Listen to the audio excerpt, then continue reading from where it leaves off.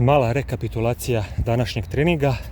Ideja je bila da radim nekoliko različitih varijanti potisaka sa girijama, između kojih sam radio zgibove.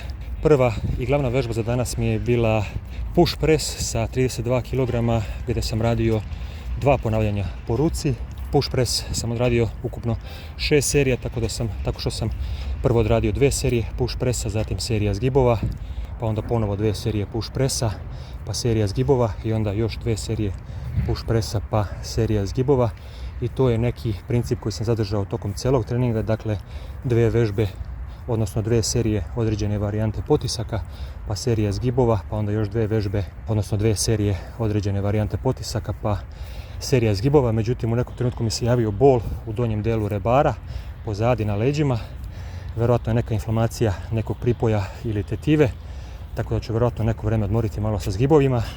Zgibove sam danas krenuo sa 10 kg nadopterećenjem, odradio sam čini mi se 3 ili 4 serije sa 10 kg, a onda sam smanjio da probam bez dodatne kilaže. Međutim, i dalje sam osjećao bol, pa sam rešio da u nekom trenutku stanem sa zgibovima za danas i vjerojatno ću neko vrijeme malo odmarati sa zgibovima da se ne bi napravio neki veći problem.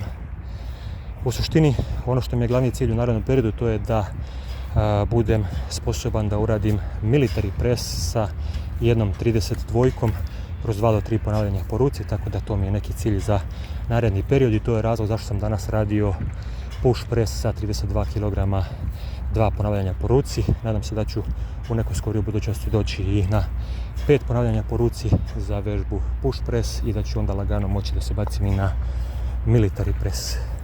Jako lep trening jutros, subota ujutru, sunčan dan, prilično toplo, već u 7 ujutru, ali ništa strašno.